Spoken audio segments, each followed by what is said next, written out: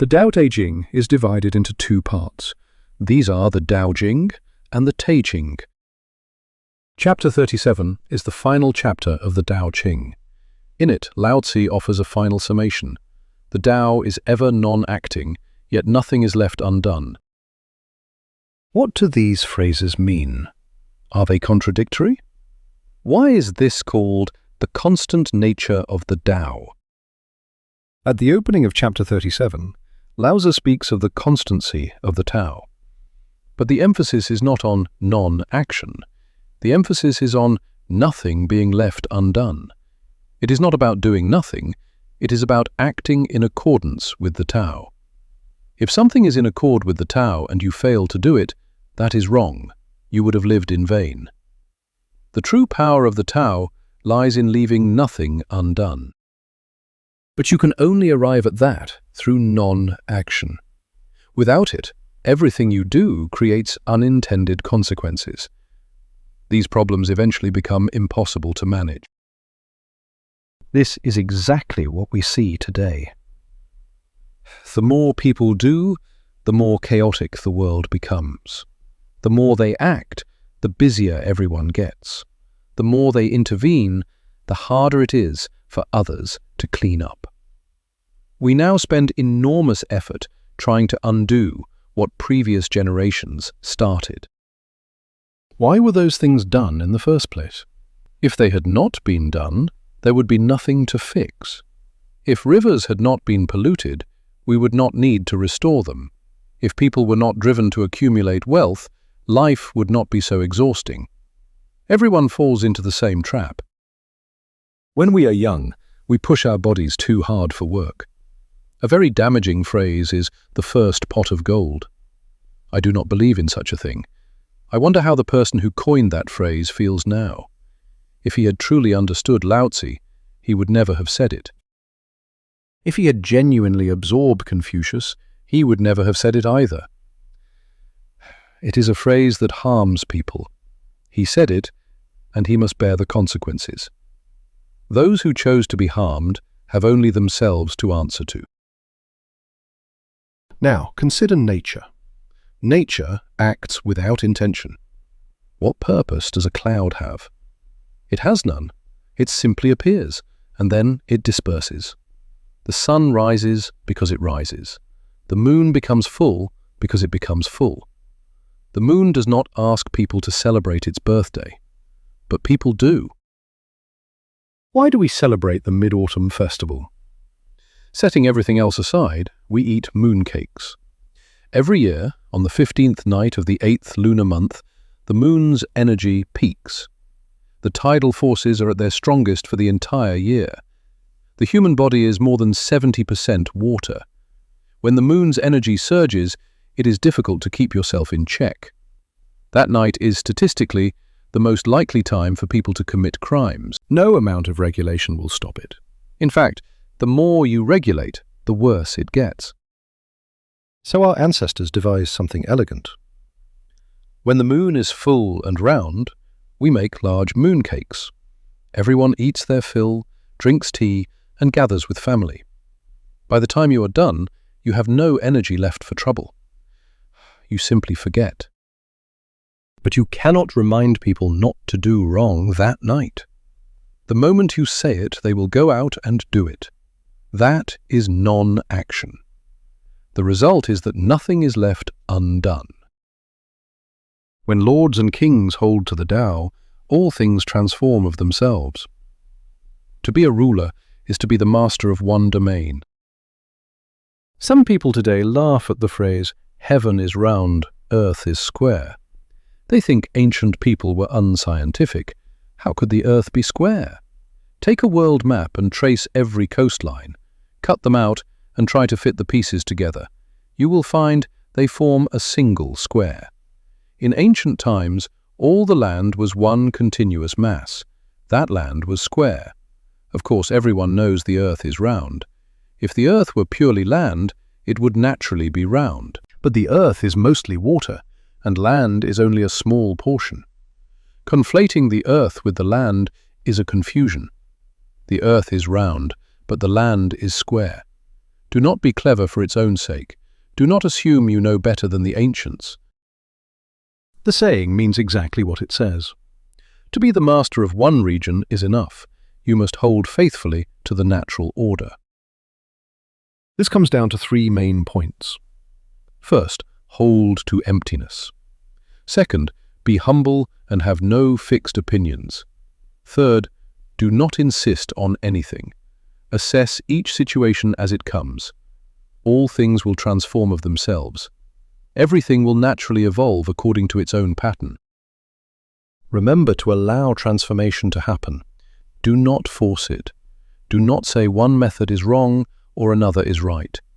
Every situation is different. Look at your 5 fingers. They are all different lengths. Would it be better if they were all the same? It would be a disaster. Nothing would work properly. Yet today, we impose uniform systems everywhere. It creates exactly that kind of disaster. Some regions are agricultural and some are industrial. If you evaluate them by the same standard, they must falsify results.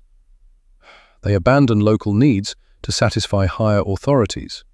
That is how the world falls into disorder. There is a saying that the world is originally at peace. It is people who create trouble. The natural world has its own inherent order. If everything follows its course, the world remains at peace. But human beings are driven by ever-growing desires. These desires constantly disrupt the natural order. How does Lao Tzu suggest we respond to human greed? He says we should press desires down with nameless simplicity. This passage speaks to the human condition. Lao Tzu described the sage who leaves nothing undone.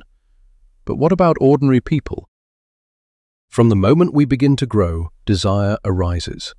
In Lao Tzu's writing, desire almost always means craving. As you develop, craving emerges. What do you do then? Press it down with nameless simplicity. The nameless refers to the Tao.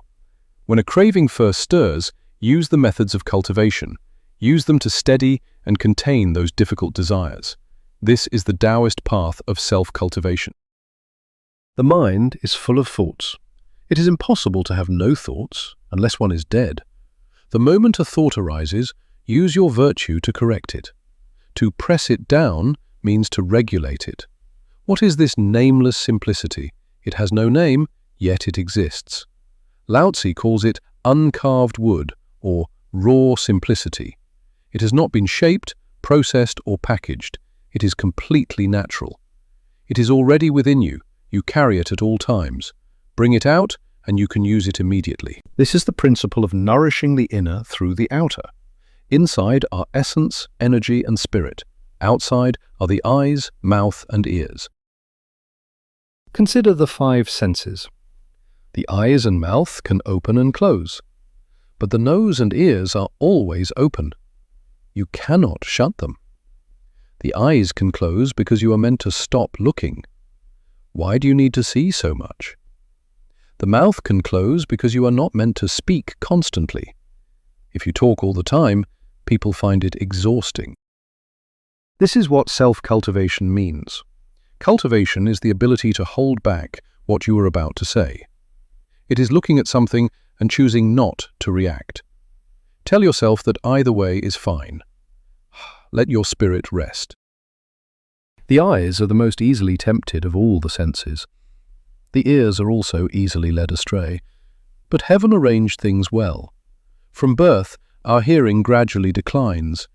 As we age, we become less receptive to others' words. This is heaven's way of protecting us. Minimize the temptations that enter through the senses. Deepen the cultivation of your inner spirit. This is what is meant by nameless simplicity. Lao Tzu says that with nameless simplicity, desires will not arise. Bring out this simplicity and settle your emotions. Quiet the restless mind by holding to stillness. All craving will gradually diminish and fade away.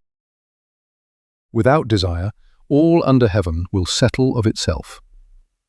When desires do not arise, you move toward calm. You look around and find that nothing truly bothers you. The world naturally returns to a state of peace. It is that simple. Heaven and earth are one great furnace of transformation. All things arise, grow, and develop of themselves. This is what natural truly means. The world is originally without trouble. It is people who trouble themselves. Things are made chaotic, yet people claim credit for it. All things rise and fall and reap what they sow. If people understood this, they would learn to govern themselves. They would be self-disciplined. They would not be driven to constantly seek novelty. They would not impose their will on the world. By doing so, they avoid creating chaos and suffering. The Tao is ever non-acting, yet nothing is left undone. What is not in accord with the Tao you should not do. If you do it, you create disorder. Nearly everything we say in daily life connects to the Tao Te Ching. Most people simply do not realize it. The Tao Te Ching was composed in 2 sections at Hanggu Pass. The upper text is the Tao Ching. The lower text is the Te Ching. Chapters 1 through 37 form the Tao Ching. The remaining chapters form the Te Ching. We have now completed our overview of the Tao Ching. Next, we will explore the Te Ching together. Thank you all.